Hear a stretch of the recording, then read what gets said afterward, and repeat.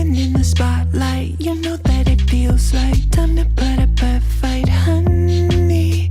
Got nothing left to lose, so let's start right now.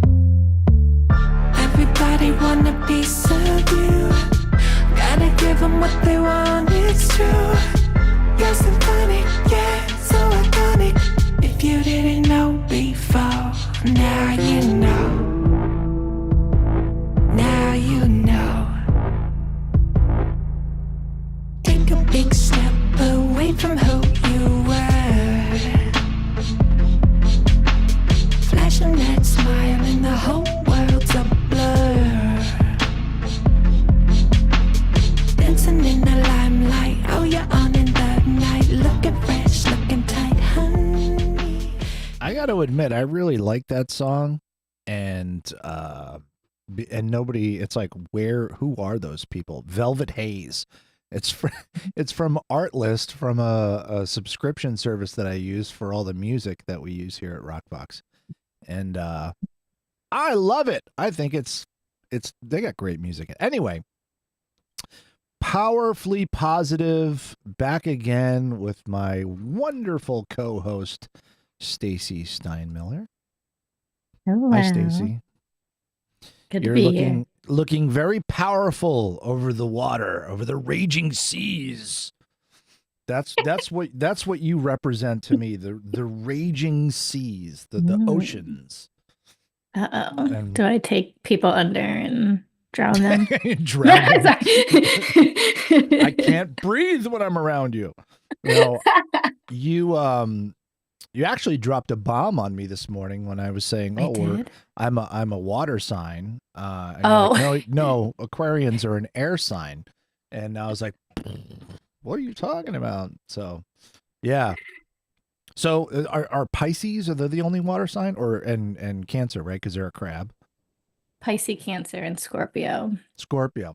Oh, Yeah. really? Which is weird. They tend to they get mistaken for a fire sign because of who they are. Well, I think yeah. Scorpions would be in the water. Yeah, or is a Scorpio not really a scorpion? Yeah, it's just the elements and they go in order. So it starts at Aries and it's fire, earth, air, water.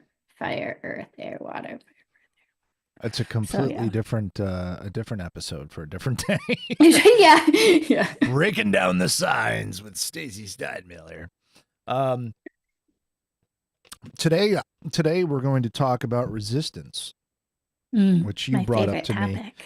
And it's inadvertently, it's not my favorite topic, but it's a topic that I have a lot of experience with, just resistance in general. And I bet you a lot of people have that experience with resistance, maybe without knowing that it is in fact resistance. Right. Which Exactly. is, resistance is a very wily thing that sneaks up on you and takes the form of different things, and you're like, oh, that's resistance.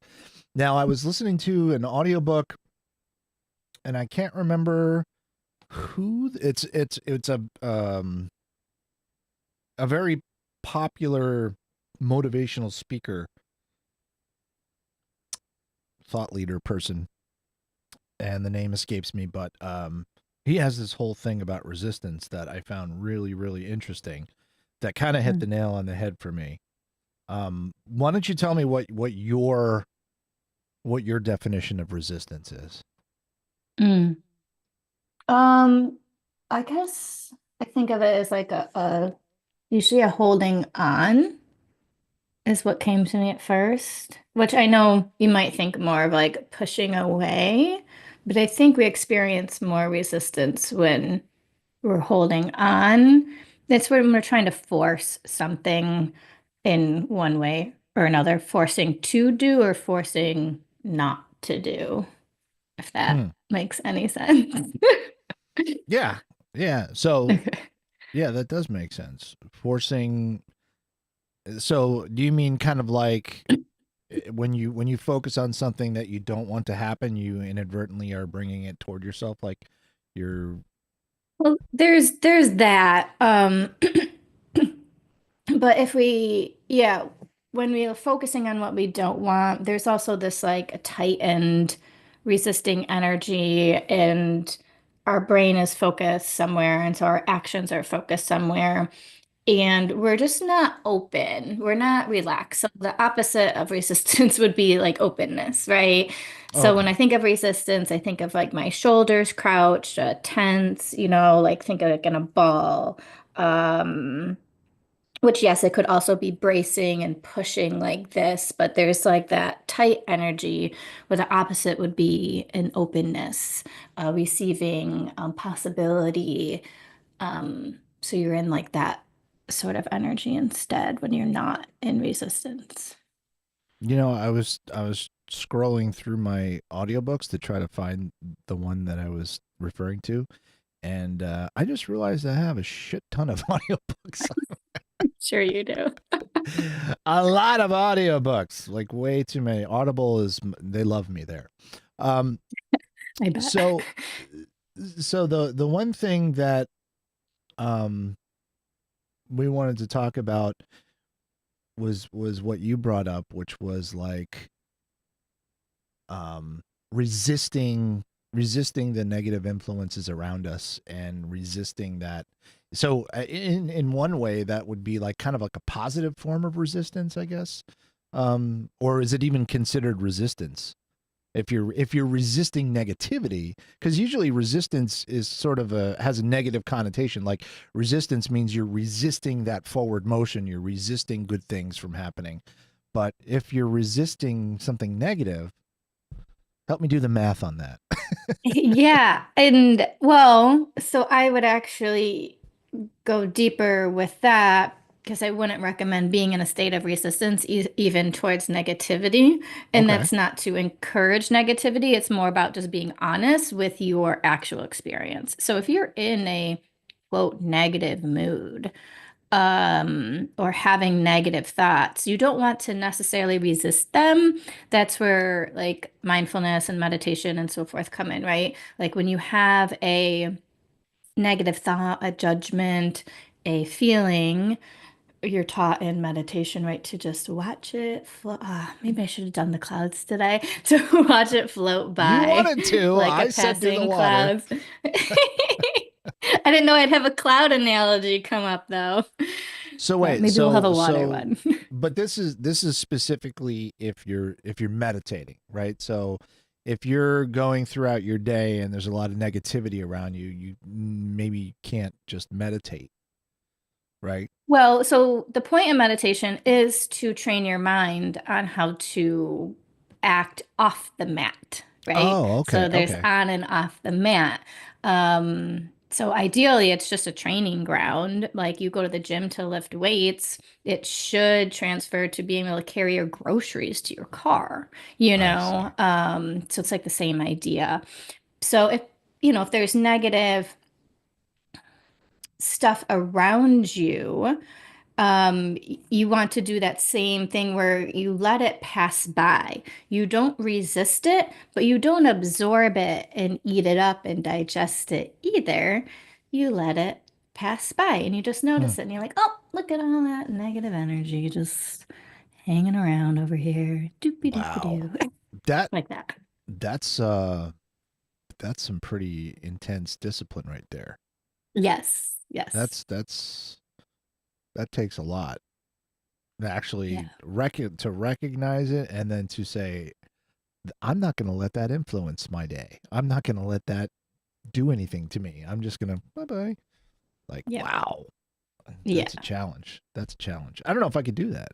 I mean, I've tried. I think I may have been able to do that from time to time, depending on generally what it is that's happening, and the situation I'm in. But depending on how intense that negativity could be, just to watch it go by. But I guess that's what you said when you get into regularly meditating and training your mind to be able to overcome those things. You have to you try to strive to that point by working at it. Right. Yeah. And that's where the real work is. And and it is really hard. It does take a lot of work and a lot of discipline, but that's the work. And the cool thing, well, I call it cool, which sounds, weird, but so when you are when you are quote triggered by that event, say like the negativity or so forth. So a trigger meaning like you become activated, right? You want to like say something back, you want to yell, you want to do this, your body tenses, you get all like the physiological, mental, emotional reactions going on. So all of that is information, and that's when I say to people, all right, bring that to me, right? Like, so when you're out there in the world, okay, let's bring that and let's unpack that and digest it because there's something in you that needs attention, needs sorting through or whatever, so that you move to that point where you have less of a reaction so that it is easier to keep Hmm, walking by. interesting. Yeah. You know what else is interesting? I just found out just now that we were not connected on LinkedIn. See, I felt like it wasn't working because it didn't make But it's worked the all this whole event. time, hasn't it? I don't know why it wasn't. Because I mean, it's on. You're on LinkedIn right now on your. But I went to go check it out, and I'm like, how are we not connected? That's so Oh, weird. so is it connected now? Yeah. Okay. Well, I guess they Welcome, missed all that gold that we just had. welcome, Jordy. Oh, that's you can't see Why that at can't all, I can see you? that well? I have the text is like not the right color. It's not the Yeah. right color. Oh, it's so much, From so much better. where is that? Yeah, I know that Jordy lives in Macedonia, so maybe Skopje. How do you say that? I'm gonna have to ask Mm. Jordy to send me a pronouncer for that. Hi, There you Jordy. go. Jordy and I worked at Carnival Cruise Lines back in the Stone Age. Ooh. That's Um, right. so that's interesting. So basically, your advice to people in order to get to that point would be obviously to do the work, which you think is cool, which I think is cool too, but it's not easy, is to sit there and practice that mindfulness, practice that meditation, and that ability to watch it go by, which Yeah. it just blows my mind because I'm a very reactionary person. It's like every time something comes at me, it's like it's a bee. I'm like, it's just a hornet every time. And so and some people, I've seen this. Some people like, oh, it's a bee, and it lands on their shoulder, and they're like, hi, Right. bye, hi, bee, and the bee flies away. Um, and I try to do that when I'm with my kids, because when my Mm. kids, I remember when they were younger, and they would flip out when there was a bee, and they would like run around and like go crazy, and I'm like, it's just a bee, it's not going to hurt you. But Mhm. yet, if it were me by myself, I'd be like, Yeah. Yeah. It's you can't, yeah, you gotta, you know, it forces you to look, but that's exactly how your kids' behavior forces you to look at yourself, right? oh yeah, oh boy, oh boy. The best part about switching gears a little bit, the best part about having so my kids are 21, 20, and 18 now. So they're kind of transitioning from being kids to being my children to being squatters. Yeah. Because it's time to move out. They're big enough to eat all my food, not just most of the food, and contribute in no way to anything else in the house. But that's another episode. Another subject, right? Another A side little shoot. tangential here. We're Yeah, getting all yeah. these new ideas for next episodes. But looking like you said, your kids kind of give you that picture of yourself and how you think they see you and how you see yourself.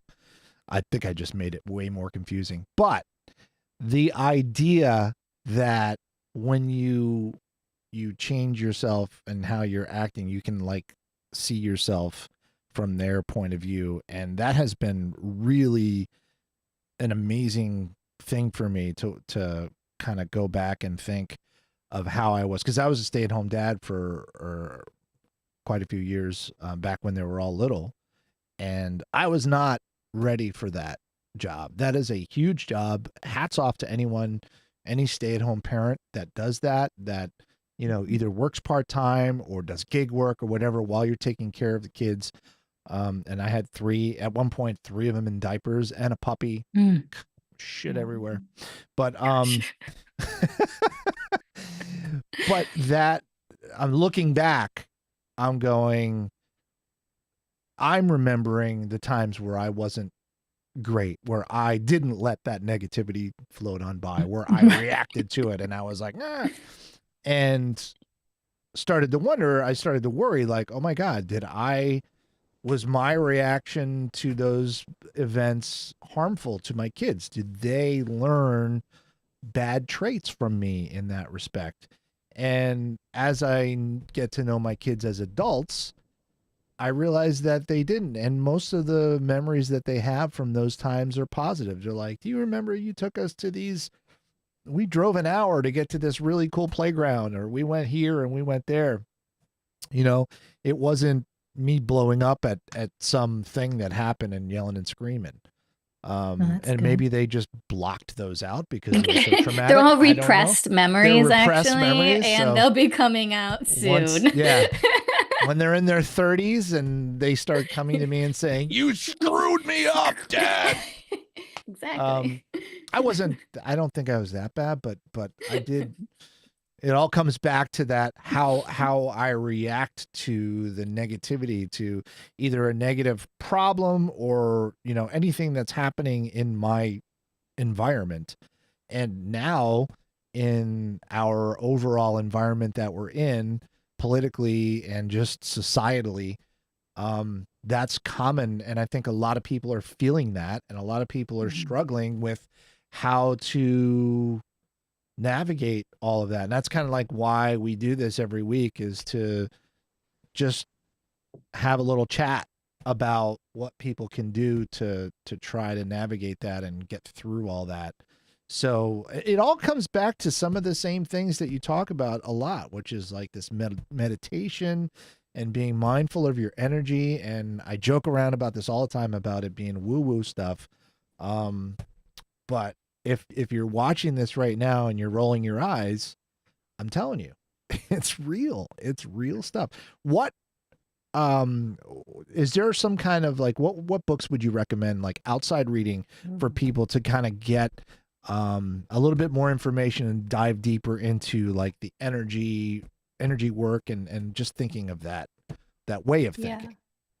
Yeah. So the books that have had the most profound impact on me are more of the spiritual books. So I'm looking at piles of books that I have around the house. I love Tosha Silver, Tosha. I think she's amazing. I have her book Outrageous Openness, and I have some of her card decks. So she really helps she's really good at helping, well, they all kind of do, to get the ego out of the way and allow to learn how to allow and to move past that resistance.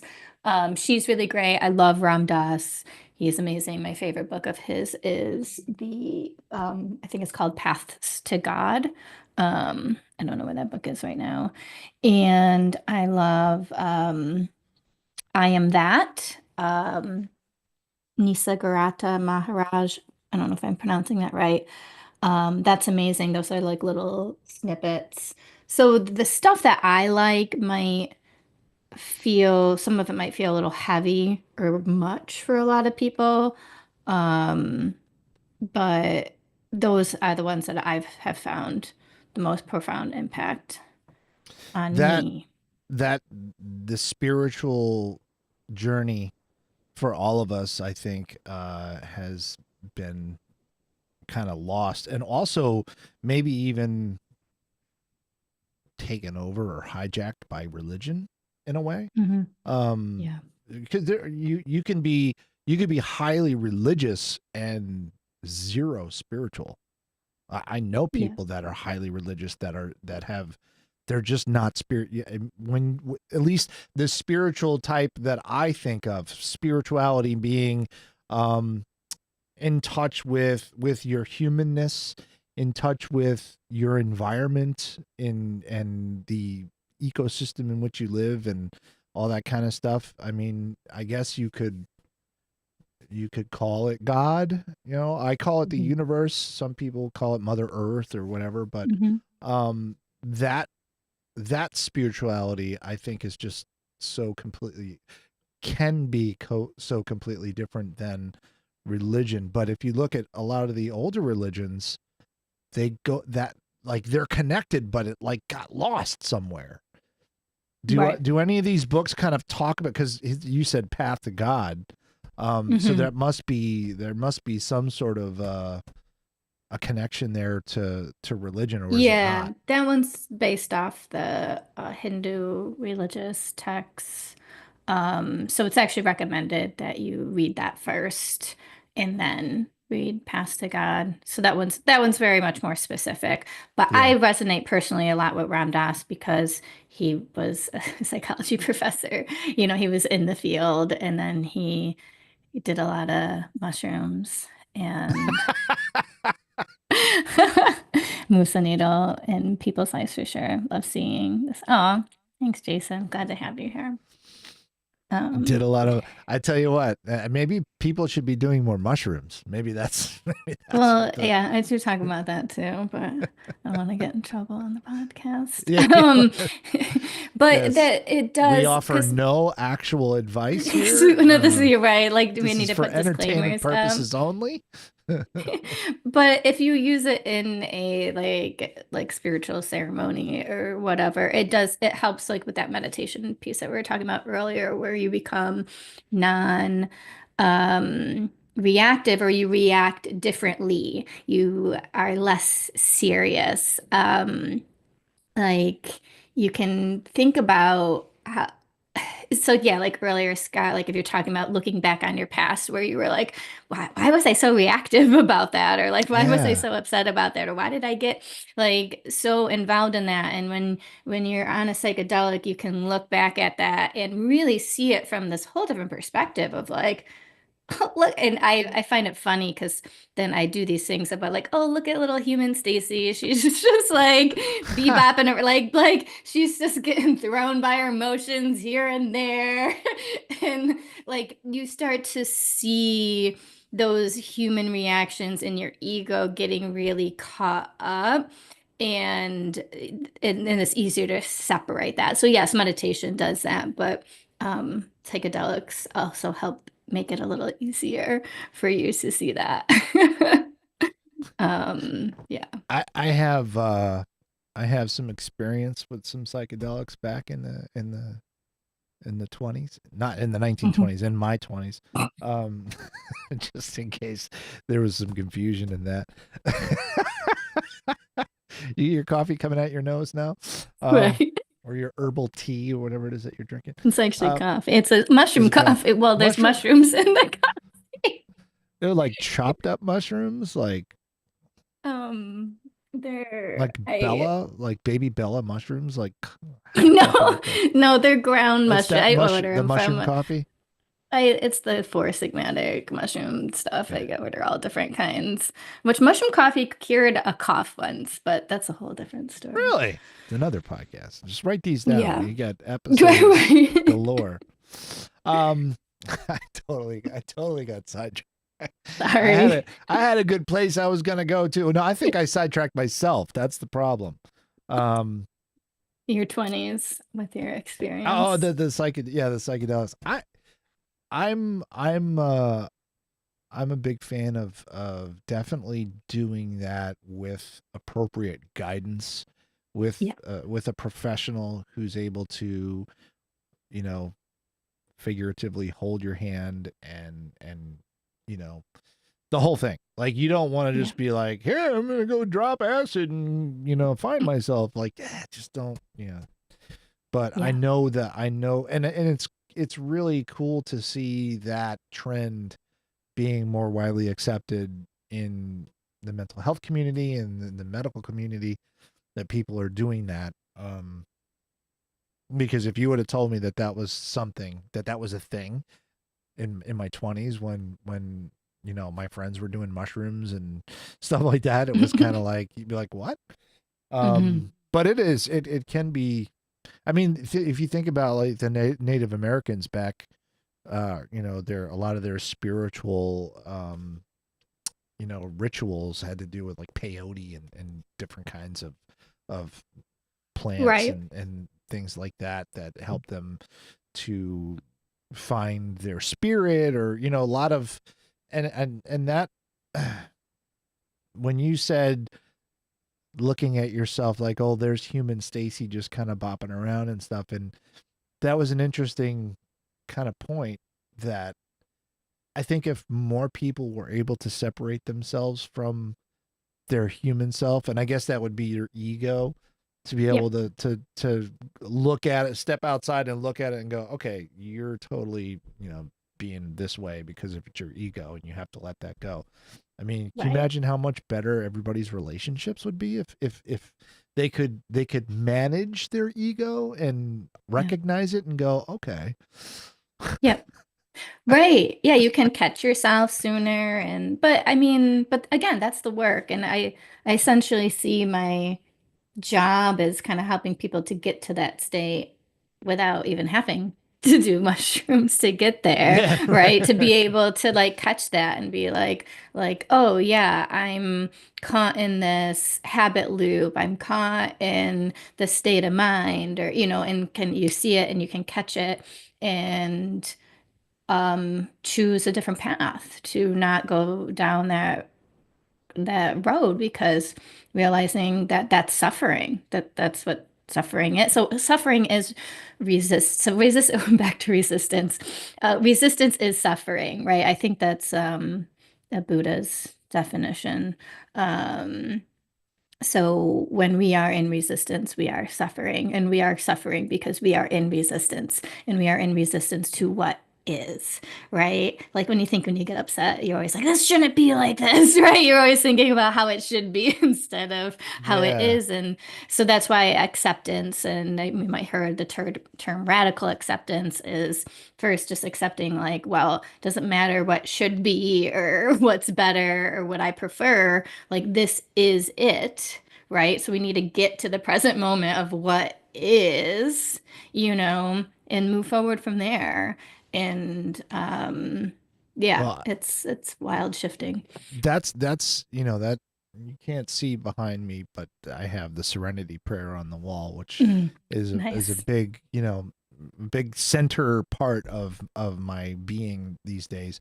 Even though I may not think of it on a daily basis, I may not recite it on a daily basis, but what you're just talking about to me is kind of goes back to what I think I touch on almost every one of these, is that I can't, there's a lot of things I can't control, but I can control how I react to those things. Yeah. And that part is huge. Yeah. Like, and when you're talking about resistance and people doing the work and all that, and the ego, a lot, I guess the first step, like every first step, is you have to understand, like you have to recognize that there's something there. And I Right. think a lot of people don't. I think a lot of people Yeah. have absolutely no clue that, you mean, what do you mean I'm this, or what do you mean I'm that? And Yeah. that's hard. That's hard for people to take that first step and be like, let me look at this from another point of view to see, how am I, are other people seeing me right now? How am I acting toward other people? Oh my Right. gosh. That's another rabbit Yeah. hole. It really is. And I was in that too. I'm sure you were in that. We've all been in that. So that is helpful of when you see people in that, you recognize that they're in that state of suffering, but then you can easily look back and be like, well, I was there too. Like Yeah. we were all there. So, and then you also know that there's not a whole lot you can do, because they'll poo-poo it just like how you did, right? Yeah, like you had to go on your journey. And it might Yeah. be you, not just you, Scott, but also Yeah. me, Stacy, and you as the collective. Yeah. Um, that so it's so then it's just kind of trusting in their path and their unfolding and allowing that. And I think the more we live in alignment with our truth and so forth, we serve as an inspiration. And one day you might say something or be a certain way or do whatever that might get somebody that's a little curious, like, oh, wait, you know what? Something might click, and then they'll start that journey for themselves. Yeah. Wow. I like these conversations, and I will freely admit that it's one of those things where I'm like, you get this frantic message from me on Tuesday afternoon. What are we talking about tomorrow?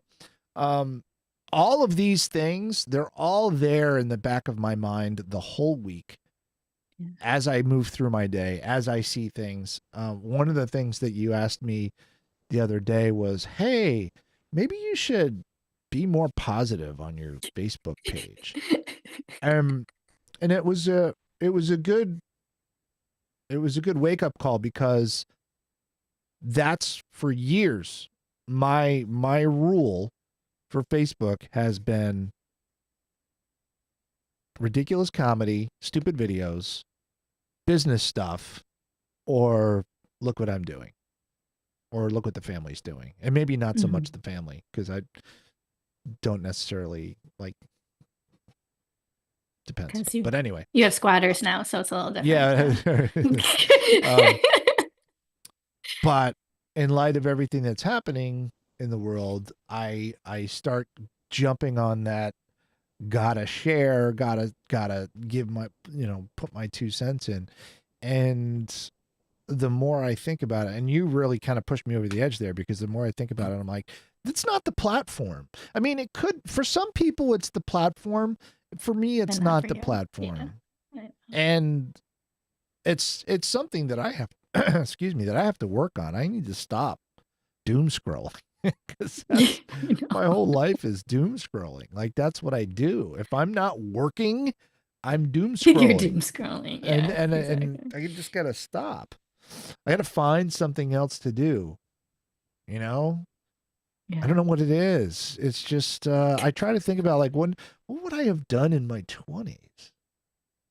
I don't even know. I can't even think back when we didn't have a device. Right. It's like an so easy distraction. ingrained. It's so ingrained in our life now that I can't even think about, like, what Yeah. I probably would have read a book. Right, something a bit more productive. Had a And yeah, we read a book. And then if you want to share about what you learned in the book, you're going to have a lot more cohesive sharing on social media, right? And it'll feel more centered, grounded, less reactionary, and Yeah, and things that's like the thing. that. It's instead of, this kind of goes back to that attraction thing. Like, the more, if you keep thinking about all the bad things, you're just going to bring more of the bad things to you. So why share and comment all of the bad stuff that's going on? Just put out good. Just put out good messages, good things constantly. Like, that's what it should always be. Always good. Always good. So that's what, like, and I'm trying. I'm not going to be perfect, because who is, right?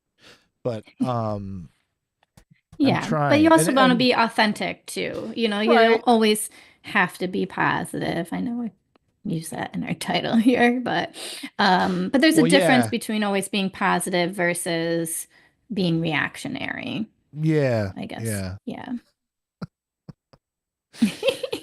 We should have called it, like, positively reactionary. Posi- I only react positively to everything. So what would you say? What would you say are three tips, three things that people can do to try to, either combat resistance, work on resistance, change resistance. I don't know what the correct terminology would be, but 3 things that people can do to battle resistance. That sounds like such an oxymoron. I know, right? I know. Well, I can't. If you've got a better word, please. Well, Navigate resistance. Yeah, or just go to the opposite, which is allow. So I've probably shared this with you, maybe. I know people I have. One year I set a word for the year. Well, I set a word for the year lots of years, but one year it was allow, and that was huge for me. So I just used that word every day. Well, maybe not every day, but that was like my grounding word for the year. To move past resistance was to get into the energy of allow. So when I would notice, so basically, if you're having like any tension, if you're forcing, if you're attached to some sort of outcome, if you want things to be a certain way, whatever, if you're not peaceful, there's probably some sort of resistance going on.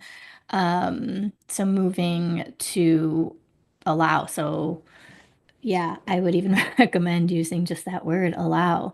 How does that word feel in your system? What reactions do you get in your body from that? Because you probably might feel resistance to the word allow, right? And then it'll show you all the places that you're holding on. And we hold on because of fear, right? So it's just going to help you become more self-aware as to like what's going on inside. And this is the work, right? Again, that we do to move forward. So, yeah, you can always practice meditation, can be helpful. I tend to find it's most helpful at certain points in our journey. But obviously that's a thing. Um, and and yeah, maybe kind of looking at those past behaviors where you were in resistance and how it didn't serve you, and how, what would, if I were to have allowed in that situation, what would that maybe have looked like and that might help give you like evidence that allowing is safe. So we also struggle with that because it often feels unsafe to allow because we feel out of control. So it's a part of learning to let go. There's a lot of components here. So I don't know if I gave like, I know, I don't know if I gave like 3 things, but I'm sure people could take 3 things to follow that. I tell you what, though. Oh, that's not right. I'm playing the wrong thing. Just screwing everything up here. There's the one. Yeah. So, well, that was very helpful. At least for me, I think just to do more of that thinking toward that, just to understand what resistance is and how it is affecting me and how to recognize it. I think that's kind of like the most important takeaway is how to recognize it and allow. That's, you said it's hard, and that is really hard to just be like, let the clouds go by.